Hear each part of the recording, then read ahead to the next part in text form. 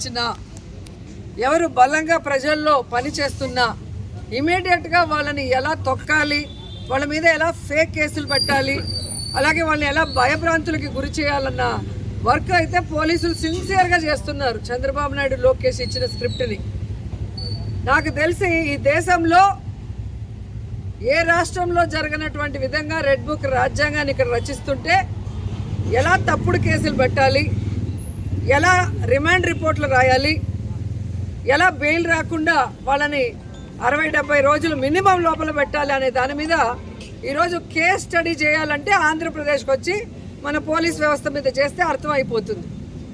ఈరోజు 1 కాదు 2 కాదు, ఈ సంవత్సర కాలంలో ఎన్ని తప్పుడు కేసులు పెట్టారు, ఏ విధంగా రిమాండ్లకు పంపిస్తున్నారు.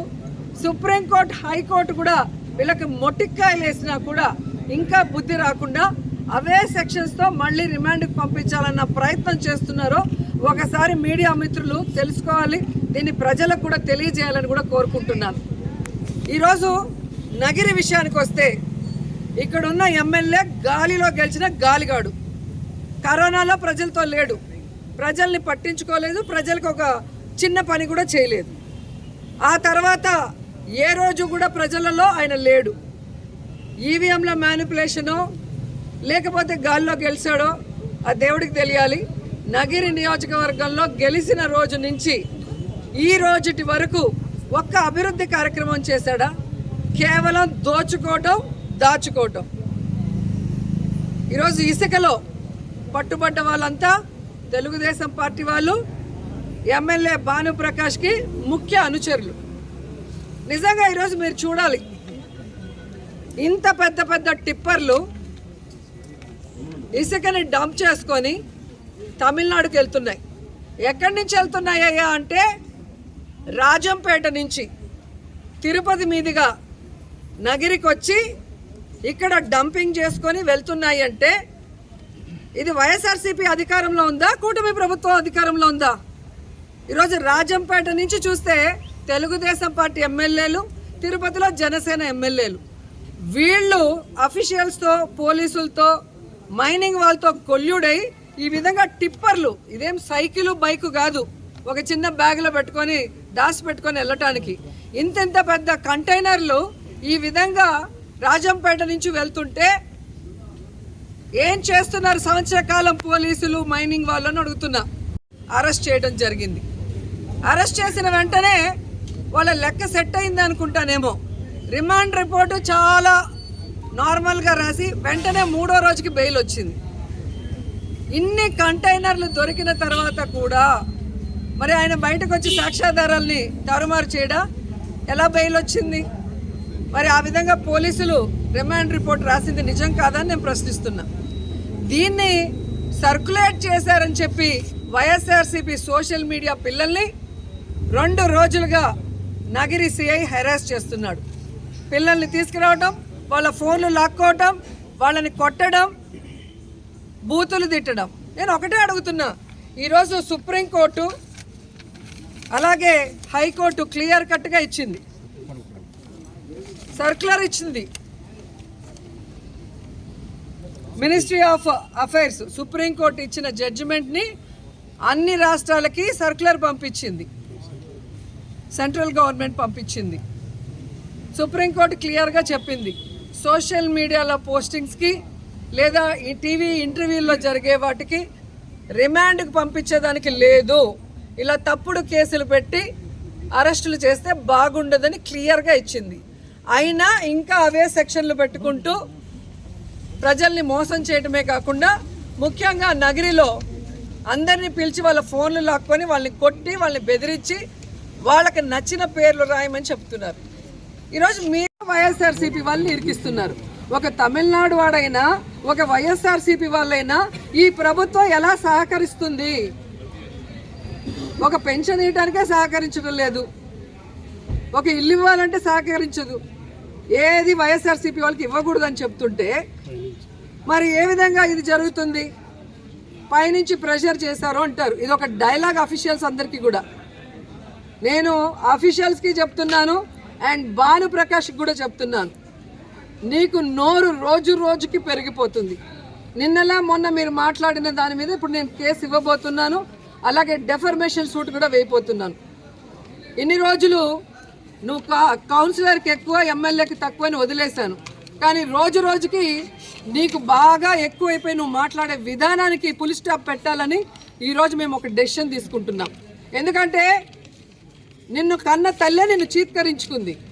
నీ తోడబుట్టిన వాళ్ళే, నీ తమ్ముడు కానీ నీ సిస్టర్ కానీ నిన్ను చీత్కరించారంటే నువ్వు ఎంత పెద్ద నీచ్ కమీనో అందరికీ తెలుసు.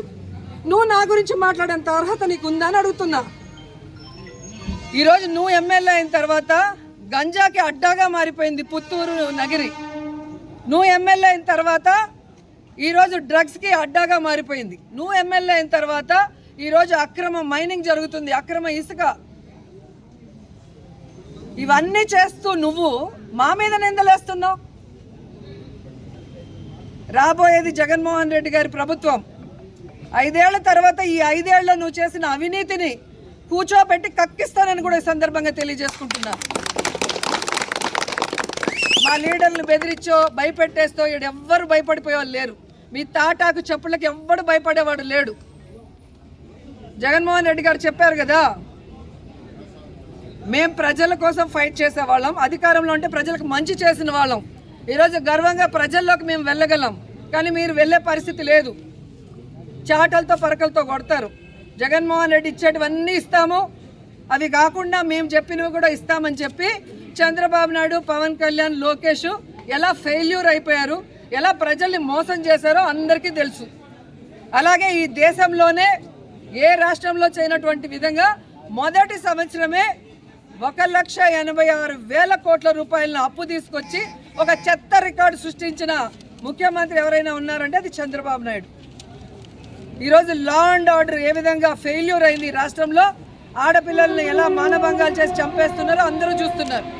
అలాగే తప్పుడు కేసులతో ఎలా వైఎస్ఆర్సీపీ వాళ్ళని, మీకు తప్పు అని చెప్పి నిలదీసిన వాళ్ళని మీరు ఎలా తప్పుడు కేసులు పెట్టి లోపల పెడుతున్నారో అన్నీ చూస్తున్నారు. అఫీషియల్స్ని మీరు ఎలా మోసం చేసి ఉద్యోగస్తుల్ని ఈరోజు వాళ్ళని కూడా ఎలా మోసం చేశారో అందరూ చూస్తున్నారు. నిరుద్యోగ భృతి ఇస్తాం లేదా ఉద్యోగం ఇస్తామని వాళ్ళని కూడా ఎలా మోసం చేశారో అందరూ చూస్తున్నారు. కాబట్టి ఈరోజు డోర్ టు డోర్ పోయి ఇంటింటికి తెలుగుదేశం అంటే మిమ్మల్ని కొడతారన్న భయంతో ఈ విధంగా తప్పుడు కేసులు పెట్టి లీడర్ని బెదిరిస్తూ డైవర్షన్ పాలిటిక్స్ చేయాలనుకుంటే ఎవరు ఒప్పుకోరు. ఇంకొకసారి నోరు కనుక అదుపు తప్పితే అదే భాషలో నేను మాట్లాడాల్సి వస్తుందని భానుప్రకాష్ని హెచ్చరిస్తూ ఇదే పోలీసులకు చెప్తున్నాను. ఈరోజు తిరుపతి కానీ, రాజంపేట కానీ, నగిరిలో కానీ ఎవరెవరైతే ఉన్నారో ఎమ్మెల్యేలుగా, ఎంపీలుగా వాళ్ళందరూ కూడా మాట్లాడండి. ఏ విధంగా కలెక్టర్, ఎస్పీ పర్మిషన్లు ఇస్తున్నారు రోడ్ల మీద ఈ విధంగా అక్రమ బియ్యం వెళ్ళేదానికి, అక్రమ లిక్కర్ వెళ్ళేదానికి, అక్రమ ఇసుక వెళ్ళేదానికి కనుక్కోండి. మీ ఇన్వాల్వ్మెంట్ లేకపోతే ఎవరైతే ఇన్వాల్వ్మెంట్ ఉందో ఆ ఎమ్మెల్యేలను అందరినీ కూడా అరెస్ట్ చేసి లోపల పెట్టండి. అంతేగాని మీ వాళ్ళు అయితే భద్రంగా పెట్టుకొని మా మీద లేని తప్పుడు కేసులు పెట్టి మమ్మల్ని డైవర్ట్ పాలిటిక్స్ చేసేదానికి బలి చేయాలనుకుంటే ఒప్పుకునే పరిస్థితి లేదు. మా కార్యకర్తలకి మేము అండగా ఉంటాం, మాకు జగన్మోహన్ రెడ్డి గారు అండగా ఉంటారు. కోర్టుకు వెళ్తాం, కోర్టు మీద నమ్మకం ఉంది. ఖచ్చితంగా కోర్టు ద్వారా మేము తప్పు చేయలేదని ప్రూవ్ చేసుకొని బయటకు వస్తాం. మీరు ఫోటో ఇచ్చినారు ఈ వెహికల్స్ ముందు నించొని ప్రెస్కి, మీరే ఒక వీడియో ఇచ్చారు. మరి అది ఎవరిదయ్యా అంటే వేలు అనుకో. ఆ వేలు అనుకో ఎవరు? ఎమ్మెల్యే భానుప్రకాష్కి రైట్ హ్యాండ్. మరి ఈరోజు ఆయన లీజుకి ఇచ్చేశాడు, ఆయనకి సంబంధం లేదని పోలీసులు ఎందుకు మాట్లాడుతున్నారు? మీకెందుకు అంత బాధేస్తుంది? ఎందుకు వేలు అనుకొని తప్పిస్తున్నారు? ఎందుకు మీరు ఎంక్వైరీ చేయలేదని అడుగుతున్నాం. ఆ విషయాన్ని సోషల్ మీడియా ద్వారా మేము ప్రెస్సుల్లో, గ్రూపుల్లో పెడితే ఈరోజు కొత్త లైన్ తీసుకున్నారు. ఈ కేసులోకి మా కౌన్సిలర్లు 2 పేర్లు పెట్టి వీళ్ళు కూడా ఈ ఇసుక మాఫియాలో ఉన్నారు అని చెప్పడం ఎంత సిగ్గుచేటో ఒకసారి మీరు ఆలోచించండి. పైన చంద్రబాబు నాయుడు నుంచి కింద అఫీషియల్ వరకు వైఎస్ఆర్సీపీ అని తెలిసినా, తెలియకపోయినా, ఇండైరెక్ట్గా తెలిసినా వాళ్ళకి ఏ పని చేయొద్దు అని చెప్పారు. మంచి పనే చేయనివ్వని చంద్రబాబు నాయుడు, లోకేష్ ఇలా ఇసుక దందా చేసుకుంటూ సంపాదించుకుంటుంటే వైఎస్ఆర్సీపీ వాళ్ళు వదిలేస్తారా? నిన్న రాత్రి వరకు లేని పేర్లు ఇప్పుడు ఎలా వచ్చాయి? బీడీ భాస్కర్ గారు అనే ఒక కౌన్సిలర్, బిలాల్ అనే ఒక కౌన్సిలర్.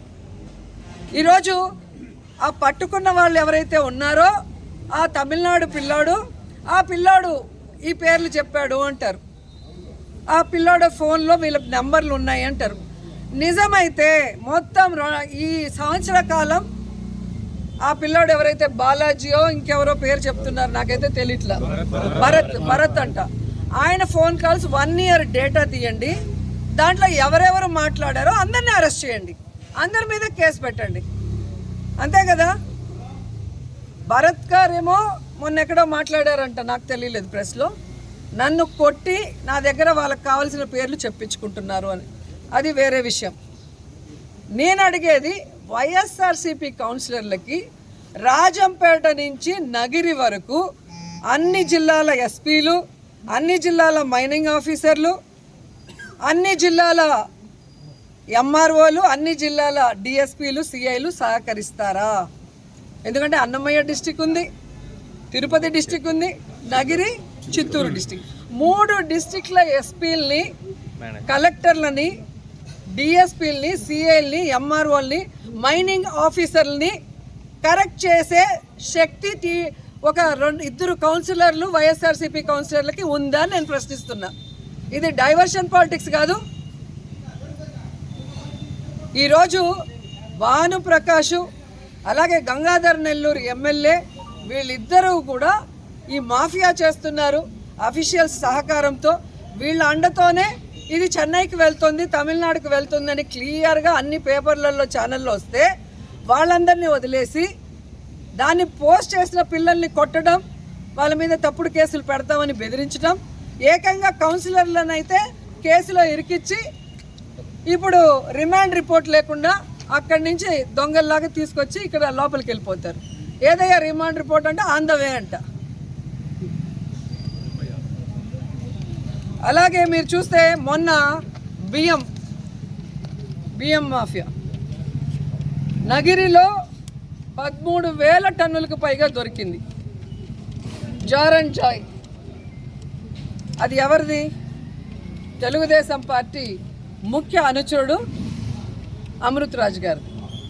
మరి ఆయన జాయ్ అండ్ జార్లో పట్టుకున్న వెహికల్స్ ముందర ఎంఆర్ఓ ఉన్నాడు, డిటి ఉన్నాడు, ఎస్ఐ ఉన్నాడు. వీళ్ళందరూ అక్రమంగా తమిళనాడుకు పేద ప్రజలకు ఇచ్చే బియ్యాన్ని దోచుకొని అమ్ముకుంటున్నారు అని చెప్పి అరెస్ట్ చేయడం జరిగింది. అరెస్ట్ చేసినప్పుడు మరి అతనికి బెయిల్ ఎలా వచ్చింది? పట్టుకున్నావు నువ్వు, పేద ప్రజల బియ్యం పేద ప్రజలకు ఇవ్వకుండా దోచుకుంటుంటే దాంట్లో ఎవరెవరు ఇన్వాల్వ్ అయ్యారో అందరినీ అరెస్ట్ చేయాలి కదా. అది గోడౌన్ల నుంచి వెళ్తుందా బియ్యము స్ట్రైట్ అవే, లేదా డీలర్స్ దగ్గర నుంచి వెళ్తుందా, ప్రజలకు అందకుండా ఏ విధంగా వెళ్ళింది, దీనికి ఎవరెవరు సహకరిస్తున్నారు, ఎంఆర్ఓ బాధ్యత కాదా, డిటి బాధ్యత కాదా, సక్రమంగా ప్రజలందరికీ అందుతుందా లేదా చూసుకోకుండా ఇన్ని వేల టన్నులు పోతుంటే ఎవరి మీద కేసు లేకుండా ఎవరిని అరెస్ట్ చేయకుండా ఎలా వదిలేశారని నేను అడుగుతున్నా. అంటే తెలియక పట్టేసుకున్నారు, తెలిసిన తర్వాత వదిలేశారు. నిన్న ఈ మధ్యలోనే అతని బర్త్డే, ఎమ్మెల్యే భానుప్రకాష్ ముఖ్య అనుచరుడు అమృతరాజు. సో వాళ్ళ మనుషులు దొరికితే వెంటనే వాళ్ళని వదిలించుకుంటారు, ఎవరి మీద కేసులు పెట్టారు.